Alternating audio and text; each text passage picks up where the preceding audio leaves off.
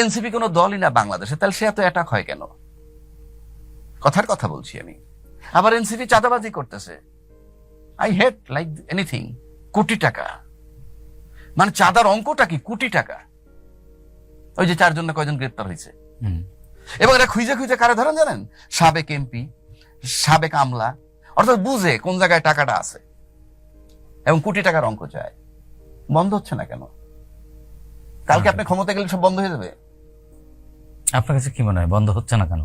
হ্যাঁ, বন্ধ হচ্ছে না কেন আপনার কাছে? বন্ধ হচ্ছে না কেন? কারণ একে অপরকে চাঁদাবাজ বলে। তো আপনি কথাটা বোঝার চেষ্টা করেন। এক দল আরেক দলের চাঁদাবাজ বলে, প্রত্যেকে চাঁদাবাজ বলে। এটা সত্য না, মিথ্যা তো না নাকি? তাহলে প্রত্যেক একে যখন অপরকে চাঁদাবাজ বলে, তাহলে কথা যদি সত্য হয় প্রত্যেকের, তাহলে সবাই চাঁদাবাজ। তাহলে পরিবর্তন কি হলো? পরিবর্তন আপনি লক্ষ্য করে দেখবেন যে যত বেশি চাঁদাবাজ যারা অ্যালাউ করে, তাদের দল তত বেশি বড় হয়। তার মানে কি বড় দলে বেশি চাঁদাবাজ? হিসাব করেন আপনি, মিলান। আমার তো বানায় বলার দরকার নাই।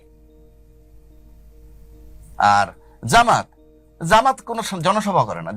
জামাতের কর্মী সম্মেলন, জামাতের জনসভা হয় না। কারণ কি তাদের সাথে জনগণ নেই? কারণ তারা যে ক্রাইটেরিয়া চলে, জনসম্পৃক্ততা তাদের বাড়বে না। কারণ আপনি তো সব অ্যালাউ করতেছেন না। আপনি বড় যে দুইটা দল, একটা পতিত আর একটা যে আছে, তারা তো মহাসমুদ্র। এটা সাপ, ব্যাং, কুচিয়া, বোয়াল মাছ, শিং মাছ সবই থাকে। আর আপনি একটা ভালো পুকুর বানান যে এখানে এই মাছ বাইসে ছাড়ুক, ওই বাসা কয়টা থাকবে, ওই কর্মী সম্মেলন। জনসভা আর হবে না, জনসভা আর হবে না। রাজ্জাকি ভাই, আমরা আসলে শেষ পথে। আপনি আলোচনা শুরু করলে আসলে কখন যে সময় ফুরিয়ে যায় আমরা টের পাই না। তাহলে এমন পরিস্থিতিতে আমাদের আসলে কি করণীয় এখন? করবো বাংলাদেশের জনগণ করবেটা কি? কোন পথে যাবে? বাংলাদেশের জনগণ বলতে কিছু রোল নাই জনগণের।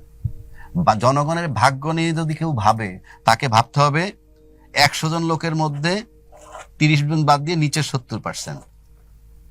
এই নিচের 70% হইল দে আর ফর ক্রিয়েটিং গ্যাদারিং। এদের আর কোনো কাজই নাই, এরা খালি গ্যাদারিং করতে যাবে। পলিটিক্যাল পার্টি ডাকবে, এরা গ্যাদারিং করবে। এদের কোনো লক্ষ্য উদ্দেশ্য থাকবে? এদের কোনো কাজই নাই। এরা শুধু এইটুকুর জন্যই ব্যবহৃত হবে। আর যারা ব্যবহার করবে তাদের সন্তান বিদেশে থাকে, আর এই দেশের সন্তানগুলো ডেকে ডেকে নিয়ে যায়, অনাহার অনিদ্রায় রাখে। এদের ভাগ্য নিয়ে চিন্তা কেউ করে না, করবে না। পেটে ভাতে থাকলে আপনার কাজই তো নাই। আপনি আইডেল ঘরে বসে রয়েছেন, 1 প্লেট বিরিয়ানির জন্য মিছিলে যাবেন। আপনি এখনো যান না। পুরো বাংলাদেশে, আপনি সারা বাংলাদেশে দেখবেন 60% লোক ঘরে বসা আছে, কাজ নাই তো। এদেরকে যখন আপনি ডাকবেন 200 টাকা পাইলে যাবেন। কথার কথা বলছি। এই জন্য জামাতের হয় কর্মী সভা, কর্মী সম্মেলন, কারণ তার কোনো বেকার লোক জানা তো। সুতরাং তার এখানে যারা কাজের লোক, ওই লোকগুলোই যাবে। তারা তাদের হিসাব নেই। আমি জামাতের সাপোর্ট করছি। আমি ব্যক্তিগতভাবে যাদের রাজনীতি পছন্দ করি কি করি না সেটা ভিন্ন কথা। যার জন্য তারা জনসভা করতে পারে না, কর্মী সম্মেলন করে। জনসভা ভিন্ন জিনিস। আর যারা জনসভা করে, তারা সবাইকে এটার ভিতরে রাখার পর পাওয়ারের কেন্দ্রের সংস্পর্শে যে যত বেশি থাকবে, সে তত লাভবান হবে। তার মানে আমাদের সামনে কোনো ভবিষ্যৎ আপনি দেখছেন? আমার কাছে মনে হয় যে আপনি যদি নিজের ভাগ্য নিজে পাল্টাইতে না চান, আর আরেকজনের তৃতীয় পক্ষে তো ঠেকা নাই।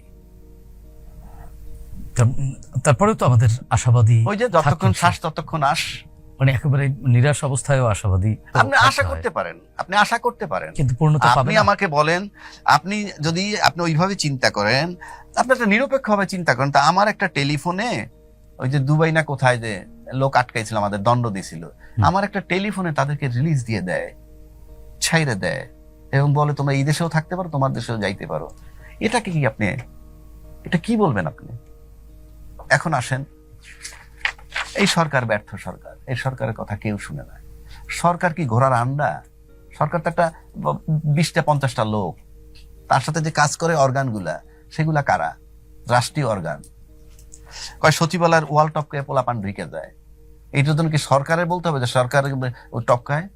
রুটিন কাজ করতে বাধ্য, রুটিন কাজ যেটাকে বলা হয় প্রশাসনের, বাধ্য, ঢুকতে পারবে না।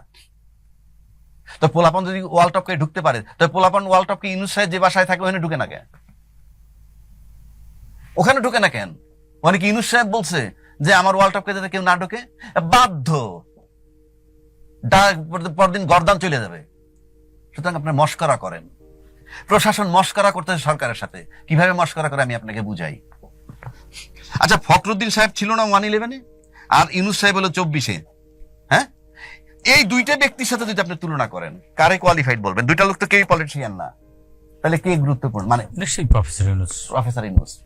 তাইলে ফখরুদ্দিন সাহেব 111 দিয়ে 2 বছর ছিল, তার পাশে সেনাপ্রধান ছিল না মঈন আহমেদ? মাটি কাঁপছে না? তাই এখন ইউনূস সাহেবের পাশে বর্তমান সেনাপ্রধান আছে না, মাটি কাঁপে না কেন? ঘাটতি আছে, কাঁপে না কেন আমার বুঝেন না আপনি আমারে? ফখরুদ্দিন আর ইউনূস দুইজনের মধ্যে কোয়ালিফাইড কে? ইউনূস। ফখরুদ্দিনের পাশে ছিল মঈন আহমেদ, যেই মেজর, যেই আর্মি চিফ নিয়ে অনেক রকমের প্রোপাগান্ডা আছে, অনেক রকমের কথা আছে, তখনও তো মাটি কাঁপছে। আর যে সেনা প্রধান এত বড় একটা দায়িত্ব পালন করে বলল যে আমি আপনাদের দায়িত্ব নিলাম, প্রতিটা হত্যার বিচার হবে, সেও তো ইউনূসের পাশে আছে, মাটি কাঁপে না কেন? ব্যর্থতা যায় দুইজনের তেলে।